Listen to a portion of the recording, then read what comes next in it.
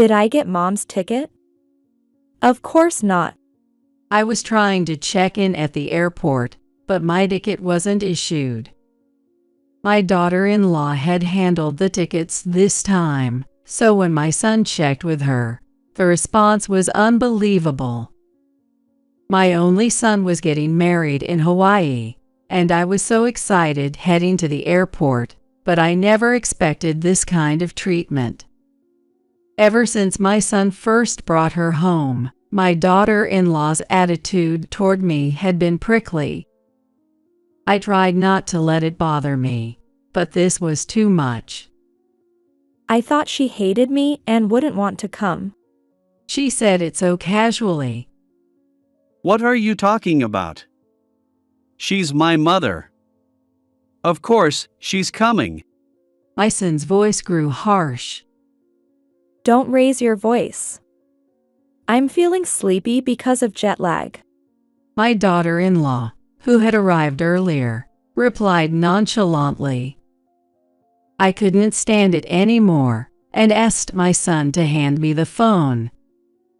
Hello, what's going on? Oh, Angie? Like I said earlier, but did you plan on attending our wedding? Seriously, you're such a carefree freeloader. It's hilarious how shameless you are. I could picture Julie smirking smugly on the other end of the phone. If you want to come, why don't you swim over? And of course, there's no hotel room for you, so you'll probably have to sleep outside. Ha! With all the family and relatives there, I'm the only one not invited to the wedding. Even I had reached my limit with this. It seems Julie doesn't understand her position. I see, got it. It looks like I need to teach Julie a lesson about the harsh realities of life. My name is Angie Dickinson. I'm a 55-year-old housewife. Since I'm good with my hands, my hobbies include gardening and handicrafts at home. I'm good at embroidery and knitting, and sometimes I even hold small classes at home when people ask me to teach them. Recently, I've also gotten into baking, and my family raves about my cream puffs and chiffon cakes. I've lived a modest life, finding my own joys. But I used to be quite the career woman back in the day. After graduating from a local university, I was fortunate enough to land a job at a major construction company. My meticulous work and efficiency earned me a good reputation, and after 2 years in HR, I became an executive secretary. Back then, my husband, Arthur, who is 3 years older than me, worked in the design department of the same company. We interacted frequently because of my role in passing on information from the executives, and I developed a liking for Arthur's diligent work ethic and high aspirations.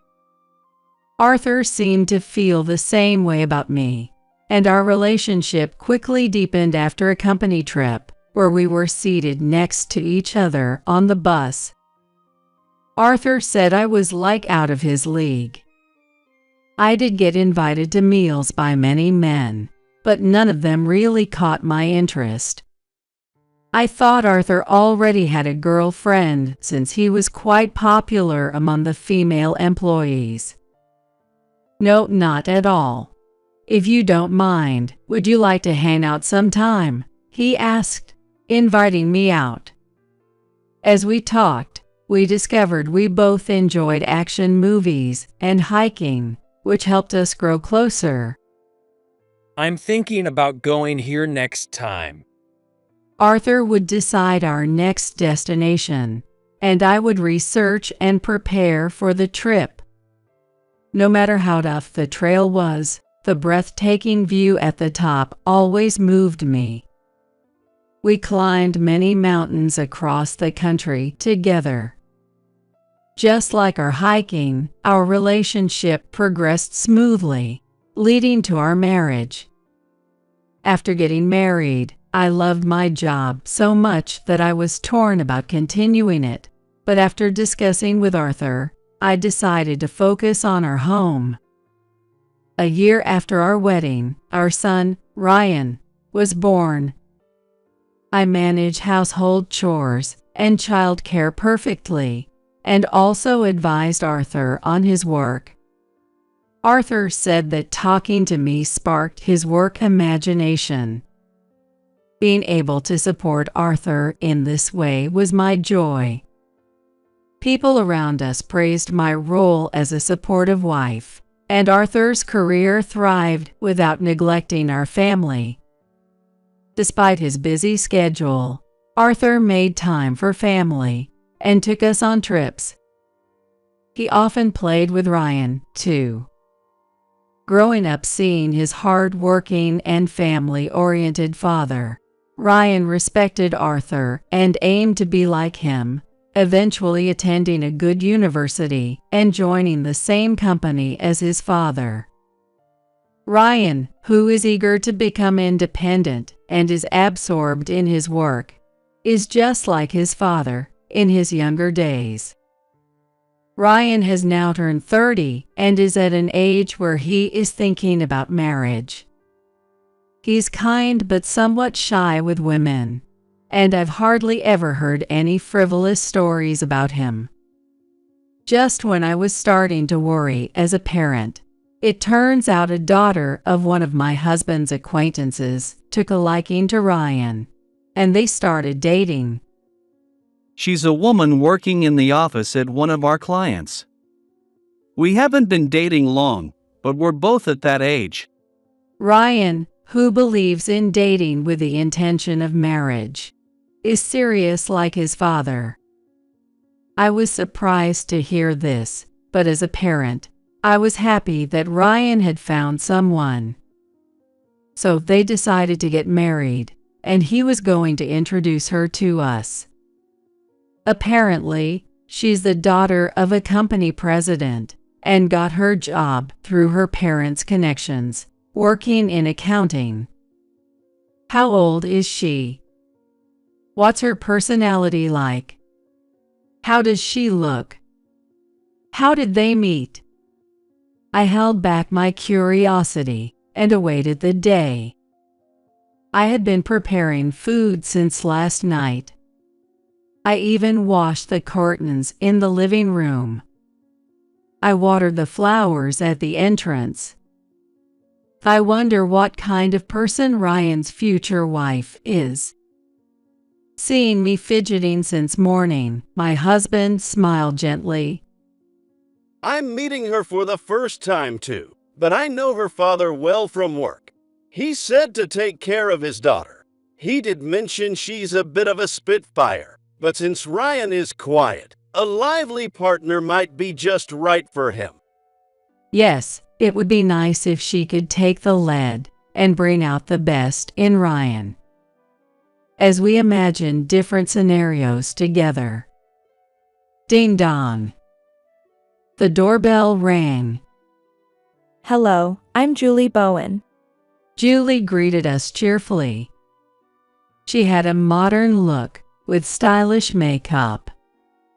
Her long, brown-dyed hair swayed as she wore a slightly short dress and carried an expensive-looking designer bag slung over her shoulder, with Ryan holding her luggage. Well, welcome, beautiful young lady. It must have been a long trip for you, right? Come in quickly and make yourself comfortable. Both my husband and I were overjoyed. Dad, Mom, thanks for the welcome. Ryan looked a little embarrassed. Julie gave a greeting behind and entered the house. My husband and Ryan carried the luggage into the living room first. I approached Julie, who was taking off her shoes at the entrance, to speak to her. Julie, today. You're too forward. Julie muttered under her breath. I was taken aback. Angie, you're a stay-at-home mom, right? Just a lazy bum leeching off the house. My shoes are expensive, so make sure to put them together properly. Ugh. So annoying.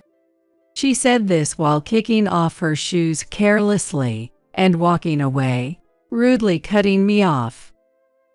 What a rude thing to say. I was annoyed by Julie's disrespectful words, but in front of Arthur and Ryan, she was bright and charming. When Ryan first came to our company for work, I fell in love at first sight and made a move. His looks are totally my type, and he's so kind, truly the best husband. Seeing her talk so boldly, Ryan scratched his head shyly. It seems that Julie was the one who aggressively pursued the relationship. I didn't like Julie's attitude earlier, but since Ryan seemed to care for her, I thought maybe she was just nervous and decided to let it go. Moreover, my husband seemed very happy, saying, "He's a bit unreliable, but please take care of him," and drank more than usual, becoming very talkative. Dad, don't treat me like a kid forever. Ryan, also drinking, had a flushed face. Oh, sorry. My husband laughed in high spirits. The meeting proceeded harmoniously, with Arthur and Ryan looking satisfied. Afterward, Arthur hurriedly offered Julie some macarons as dessert. Wow, this is delicious. Where did you buy them? Taking a bite, Julie's eyes widened in surprise. My mom made them. Ryan answered, happily munching on his favorite macarons.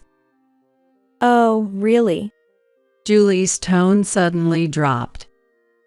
Since you have plenty of free time, it's only natural you can make something like this. She showed no further interest. By the way, the sweets I had at the Beverly Hills Hotel recently were exquisite.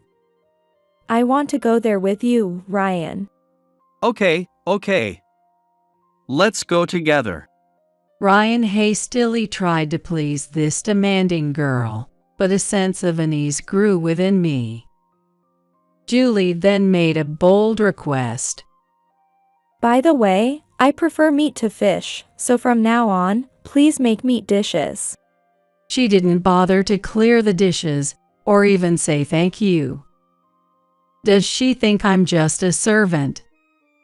With her high pride and condescending attitude towards me as a stay-at-home mom, I wondered if I could get along with her. Will I be able to get along with this girl? My head felt heavy all of a sudden. What does Ryan see in her that he wants to marry her? Well, there must be something good about her. After they left, I was left with a feeling of unease. I shook my head to dispel my feelings. Despite my discomfort with Julie's attitude and my doubts about the marriage, I decided to trust Ryan's choice. Ryan continued to bring Julie over for meals. Meat again. I'm tired of it. I want fish. And could you make the seasoning a bit lighter? Julie had no hesitation in complaining about the food, even though she had insisted on having meat. She only ate and never showed any sign of helping out. One time she said, "Angie, you're good at sewing, right? I hate this patchwork, it looks so tacky. Can you hem these pants for me? And do my friends too?" She shamelessly pushed her tasks onto me. I thought I should try to get along with her, so I reached out. "Julie, how about we cook together next time?" Her response was immediate. Don't joke around. Why should I have to cook? If you're trying to boss me around, I'll tell my dad. Julie snapped back, still as arrogant as ever. However, Ryan began to notice her behavior. Julie, you shouldn't talk to Mom like that. Ryan tried to correct her. What? I'm the one being mistreated here.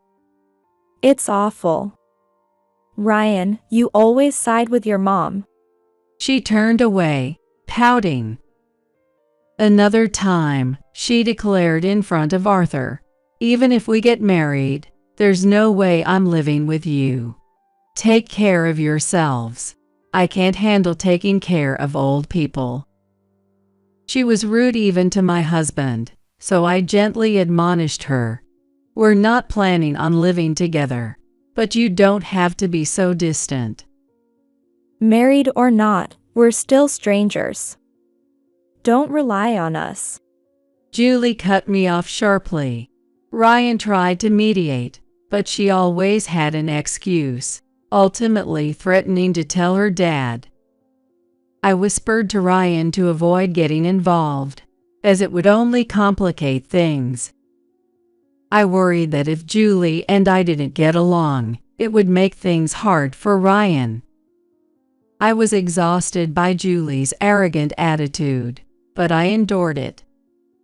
Despite this, the wedding plans moved forward, and the day for both families to meet arrived. Please be nice to our naive daughter. Julie's father, who was deeply tanned, likely from golf, laughed heartily.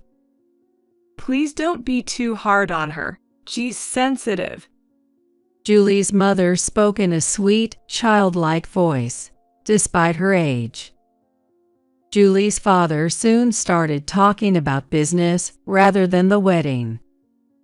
Julie and her mother requested that the bride's side handle the wedding plans, since the bride is the main focus. I agreed, thinking the wedding should be for the bride. Julie chose to have the wedding in Hawaii. She dreamed of a garden chapel with an ocean view under a clear blue sky, and strongly insisted on it. We planned a 10-day trip, inviting only close relatives. Since Ryan often worked late, Julie handled most of the preparations. It's a once-in-a-lifetime event, so it's okay to splurge, right? She said, choosing everything beyond the budget. That was typical of Julie. She picked a high-end hotel, a high-brand wedding dress, and even rented a limo. She was also eager to book hotels and plane tickets for the guests herself. I love Hawaii, so I was thrilled to see Ryan getting married there. I excitedly shared the news about the wedding in Hawaii with my friends. My friends all congratulated me in unison. I wondered what souvenirs I should bring back. On the day of departure, we went to the airport where Ryan, who had arrived early, was cheerfully waiting for everyone. Thank you all for coming. Let's have a fun trip together. Then Ryan started handing out the tickets that Julie had given him. When it was my turn, I opened the envelope with my name on it, but it was empty. My ticket was missing. I couldn't believe it.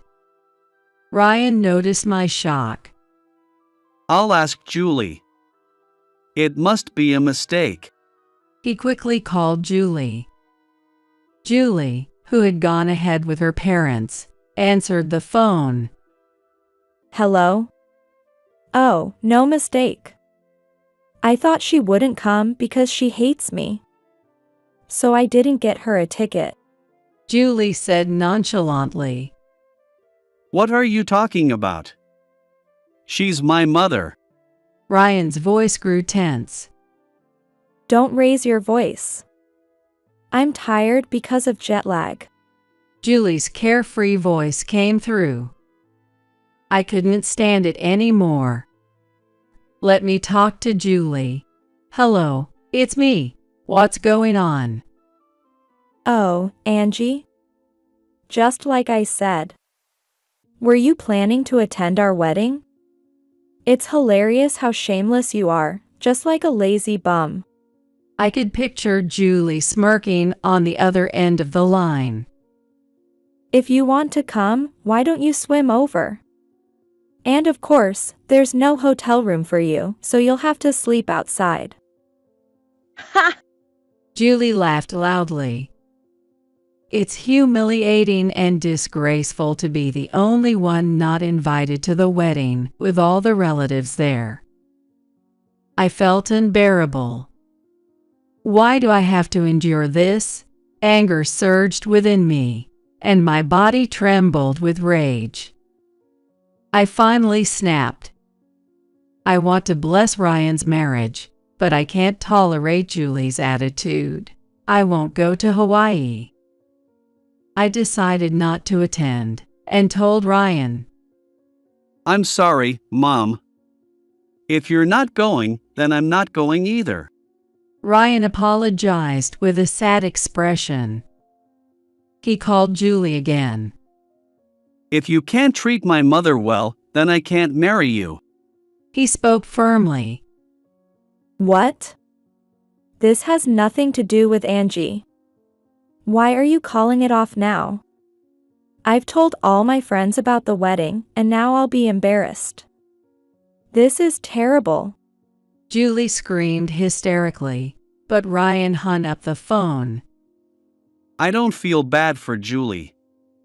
She's been awful to you from the start. I knew, and yet it came to this. I'm truly sorry. Ryan looked defeated. My usually calm husband, who had quietly watched the situation unfold, was furious at Julie's harassment towards me. My husband said he would talk to Julie's father again. A week later, I got a call from Julie. It's all your fault. I've had it. Her shrill voice was full of complaints. I'm going to charge you for the cancellation fees and damages. You old hag. She screamed and abruptly hung up. Her rude attitude hadn't changed. Another week passed, and I got another call from Julie. When I answered, she suddenly started apologizing. Angie, I was wrong. I'm really sorry. She repeatedly apologized in a weak, almost inaudible voice. I see. I'm glad you realized your mistake. From your perspective, a carefree freeloader like me must be annoying. I responded calmly. No, not at all. You're wonderful. Julie no longer had her former bravado. I smirked, realizing she finally understood her position. Now I wouldn't have to deal with that spoiled woman anymore and could return to a peaceful life. Why had Julie suddenly changed her attitude? The truth is, my husband is the president of his company. Julie's father's company relies on my husband's company for 90% of their business. Although they are clients, they are essentially subcontractors for my husband's company. Julie's father wanted to maintain strong ties with my husband's company, but Julie ruined everything. When my husband told Julie's father about her mistreatment of me, he turned pale with rage and demanded that Julie apologize immediately. You idiot. What have you done? Apologize to Angie. What? Ryan's dad is the president? I didn't know that. Julie called, almost in tears. After that, my husband decided to terminate business with Julie's father's company. Her father's company was already struggling. Hoping my husband would save them, but without the business, they went bankrupt. Julie was the daughter of his mistress. She hated me because I seemed to have a happy, normal life. Julie's father was notorious for his womanizing ways, often seducing female employees and clients. Julie's mother started as his mistress and ended up raising Julie alone after getting pregnant. She worked as a hostess to make ends meet, was irresponsible with money, and neglected household duties. She always envied the legitimate wife, had no interest in her children, and was starved for love. When the legitimate wife passed away, she became the second wife, but continued to waste money, always complaining about her hardships as a mistress, never trying to improve her situation. Julie hated me because I was the opposite of her mother, loved by my husband, and living a stable life. Looks can be deceiving, though. I can't help but feel that way. Even the closest families have problems they can't talk about. I've had my share of issues too. I gave up the job I loved to support my husband. I cooked every day to ensure my husband and Ryan stayed healthy. I also made sure to maintain good relationships with my husband's relatives and Ryan's friends' moms. I lived each day with gratitude for what I had. When problems arose, I worked hard to solve them one by one, which is why we are where we are today. I wish I could teach her that happiness isn't easily attained. Afterward, Julie's father blamed her for everything that went wrong and disowned her. I don't need a useless daughter. She's dragging me down. In reality, Julie's father himself lacked credibility in his work. Both of them had issues as people. Julie, as the daughter of the second wife, never received much love from her father. Julie's mother didn't care much about her either. I had a hard time as a mistress. Julie, you need to handle your own problems, she said, showing no intention of helping her disowned daughter. Both dad and mom are the worst. Julie lost her parental support and was kicked out, now living modestly as a temp worker. Her assigned department was the customer service center. She received endless complaint calls from customers every day. The last operator was terrible. She must have fueled the customers' anger. Complaints about things other than the products often came, and each time her boss scolded her, making it a rather ironic job. Julie, how many times do I have to tell you to be polite and put yourself in the customer's shoes? At this rate, it'll be hard to renew your contract next time. I'm sorry. Hopefully, experiencing the harshness of society will make her change her ways. Meanwhile, Ryan has sworn off dating for now and is focusing on his work.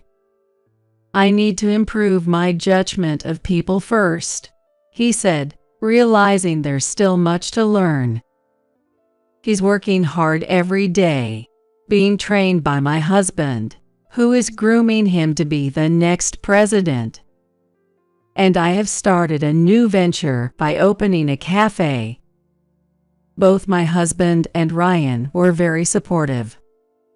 Being called a carefree freeloader by Julie motivated me to start something new. I had always wanted to do this and use the money I had saved up before getting married as startup capital.